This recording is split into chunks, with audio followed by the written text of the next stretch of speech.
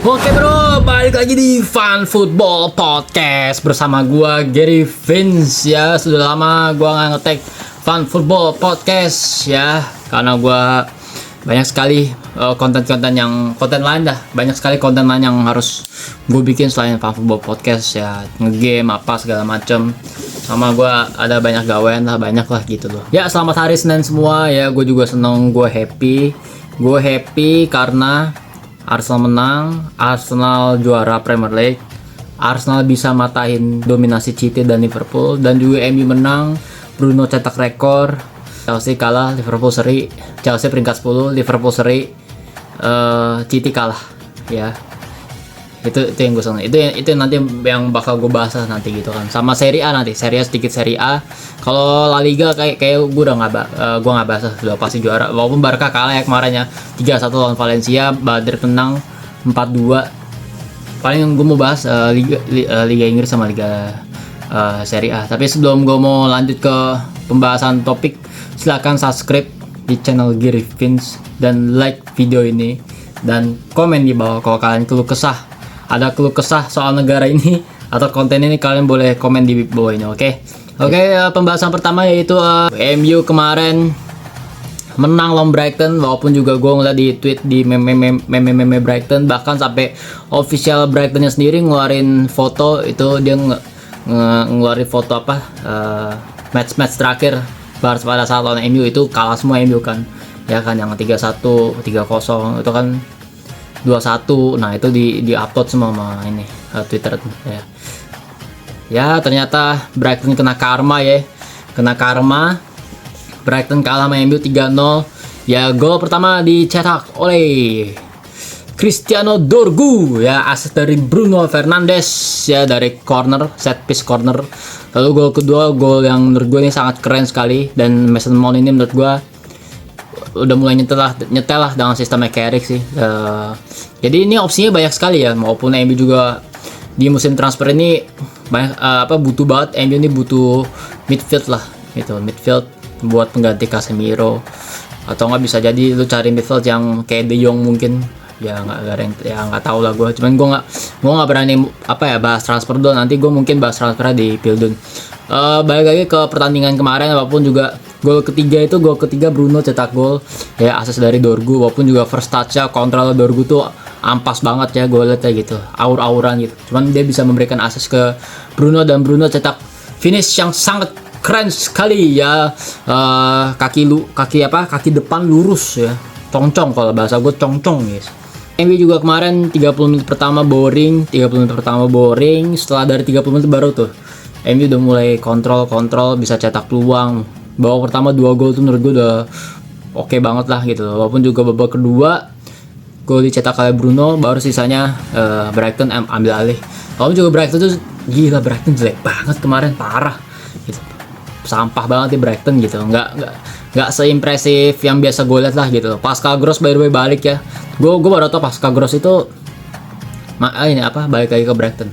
Gue kira dia masih di Jerman, jadi Dortmund. Kalau nggak salah dia pernah di Dortmund ya, gue lupa gitu. Cuman gue seneng sekali ya ngeliat Bruno cetak asis ke 21. Dia bisa melewati rekornya sini Kevin De Bruyne dan Thierry Henry ya, yang asisnya 20. Akhirnya Bruno cetak asis yang ke 21. Dan Bruno juga kemarin cetak rekor, yaitu 30 Premier League goal kontribusi ya. Jadi 9 gol dan 21 assist total, jadi 30 gitu. Dan Bruno kemarin layak menurut gue, dan layak. Bruno layak jadi player of the season ya. Player of the season dan layak menurut gue. Jadi emang gue pikir match gue ngeliat Bruno menang player of the season tuh menurut gue meragukan. Kemarin lo Brighton ini udah emang layak sih masuk player of the season, gak heran. Kemarin Bruno main bagus, Mason main bagus, Amad Diallo main bagus, Mbeumo main bagus, Dorgu oke. Semua oke gitu. Brighton yang menurut gue jelek banget kemarin Brighton jelek banget. Defense-nya jelek, midfieldnya juga kalah tengah gitu, kacau lah gitu loh. Padahal gue kira MU tuh nggak masukin Casemiro tuh bakal kacau kayak lawan Sunderland, ternyata enggak ya gitu. Ternyata enggak, Brightonnya yang lebih jelek gitu kan. itulah gue kongres lah, MU menang ya, maupun juga gue yakin banget dengan permainan ini. Menurut gue sangat promising sekali buat musim depannya ya. Apakah Carrick ini mulai memasuki sistem media dari Middlesbrough Cup, iya apa enggak, tergantung dari transfernya juga gitu. Dan gue pengen banget sih MU kalau bisa juara Premier League musim depan, karena Pep cabut, Klopp udah cabut, jadi ya aman-aman aja. City di bawah Maresca mah biasa aja, lantar lah gitu ya. Chelsea di bawah Alonso nggak ada yang tahu. Arsenal di bawah Arteta. Nah nih saingan MU menurut gue musim depan itu, menurut gue Arsenal, City sama Chelsea ya. Liverpool gue nggak anggap ya. Kita beralih dulu ke Arsenal ya, sang juaranya ya. Congratulations ya, ladies and gentlemen. Here once again after 22 years, Arsenal is the reigning, defending, the undisputed heavyweight Premier League champion of England. Yeah. The Gunners fucking Arsenal ya. Kemarin Arsenal menang ya lawan Crystal Palace dengan skor 0-2. Gol dicetak oleh siapa gue lupa. Gabriel Jesus ya. Gabriel Jesus dan siapa? Lupa gue. Madueke ya kalau nggak salah. Madueke apa? Iya Madueke kayaknya. Ya walaupun juga Arsenal kemarin ya, Palace juga emang inilah layak di peringkat 15, emang jelek banget. Cuman peluangnya Gabriel Jesus tuh bisa ada kali 4 atau 5 gitu, banyak lah. Skornya 2-1, bukan 2-1. Soal Palace cetak gol di bawah kedua, tapi gue mau bahas dari sisi Arsenal. Gabriel Jesus cetak banyak peluang, walaupun juga ada 4 atau 5 kali peluang big chance dan akhirnya dapat 1 gitu kan ya. Biasanya Arsenal ya, Martinelli oke, semua oke ya. Gue cuma bahas dikit. Gue kemarin kan nonton 2 pertandingan kan, MU sama Arsenal gitu kan, dan gue ngeliat Arsenalnya emang gue ngeliat udah nggak ada tekanan anjir, udah nggak ada tekanan, udah juara juga, mau gimana gitu kan gitu. Gue akhirnya bisa menyaksikan juga ya Arsenal angkat trofi depan mata gue ya, for the first time ever ya. Semenjak gue nonton bola nih, gue baru pertama kali lihat Arsenal juara, Arsenal angkat piala Premier League di depan mata gue ya. Gue berharap banget sih, gue berharap banget malah Arsenal angkat trofi UCL sih ya. Kan PSG kan udah kemarin ya. Gue berharap banget Arsenal bisa angkat trofi UCL gitu loh. Yeah. Nggak tahu kenapa emang fans MU lainnya kenapa pada nggak suka Arsenal gitu. Gue nggak ngerti lah gitu kan. Udah lewat lah masanya Wenger sama Ferguson lah anjing, kalau lu bilang rivalitas lah anjing. Lagi juga kalau di komunitas gue ya, fans Arsenal tuh menurut gue tuh udah paling adem menurut gue, serius. Di komunitas gue ya, beda mah, nggak tahu kalian fans Arsenal gimana guys. Kalau kalian ketemu fans Arsenal guys, kalau menurut gue tuh fans Arsenal tuh paling adem gitu ya. Tapi balik lagi ke Arsenal, balik lagi ke pertandingannya ya. Congrats ya Arsenal, dan Arsenal harus bisa siap sih buat tanggal 30 nanti. Oke. Jadi kalau kalian peringkatnya itu 5 besar itu yang masuk ke CL: Arsenal, City, Aston Villa, MU, Liverpool ya. Liverpool nih buang 500, 600, 700 juta ya.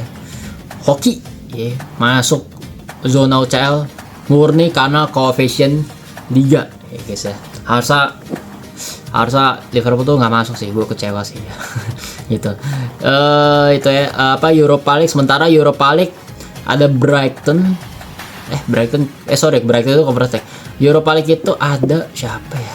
Sunderland kalau nggak salah. Brentford gue lupa, pokoknya ada 2 itu. Pokoknya setahu gue Sunderland masuk Europa League. Apalagi Sunderland kemarin habis menang. Terus Conference League Brighton.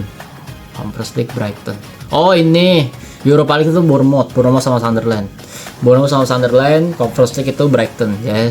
Kalau kita ngomongin Sunderland, kemarin Sunderland menang lawan Chelsea 2-1 ya. Palmer ya musim ini sampah banget, Chelsea jelek, Sunderland lebih bagus ya. Sampai kartu merah si Fofana kemarin tuh nggak banget Fofana. Dan ya gue sih menunggu ya Chelsea di bawah Alonso bakal gimana. Soal rumor-rumornya Alonso bakal ngincer Tapsoba, cuman nggak tahu lah gitu kan.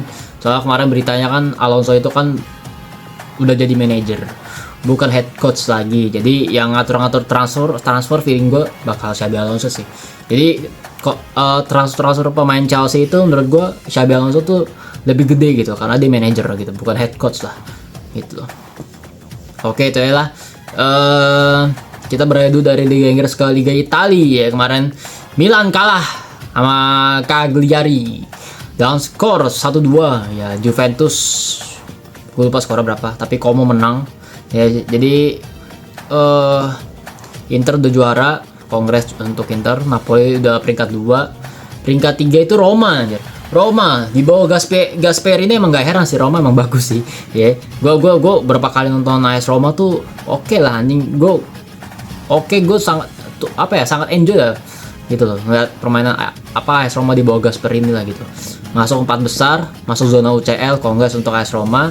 Como juga di bawah Fabregas juga bagus ya. Gue juga enjoy juga nonton Como, apalagi dengan ada ini Kopas di situ, bagus. Gue suka Como masuk 4 besar ya. Gue seneng lah Como masuk 4 besar lah gitu loh ya, masuk zona UCL. Dan yang paling menyedihkan tuh AC Milan, Juventus, AC Milan di bawah Allegri itu enggak lah anjing. Enggak heran lah anjing. Gila bisa merosot anjing. Gue kira tuh AC Milan bakal lolos lah ya 4 besar. Udah aman, harusnya udah aman lah anjing, masa tapi bisa merosot Europa League tuh apaan. AC Milan sama Juventus loh bertahun-tahun saingan loh. Dari tahun 2000-an, 90-an anjir bisa masuk Europa League dua-duanya, nggak ngerti gue gitu loh ya. Itu adalah oke. Mungkin transfer bakal gue bahas. Oh ini gue mau bahas squad Pildun dan nanti gue mau bahas juga. Oke, itu ya lah guys. Kita sudahi dulu ya. Thank you guys yang sudah nonton di Fun Football Podcast ini. Silahkan subscribe, like, dan komen. Dan sampai jumpa. Selamat sore di Fun Football Podcast. Bye bye guys.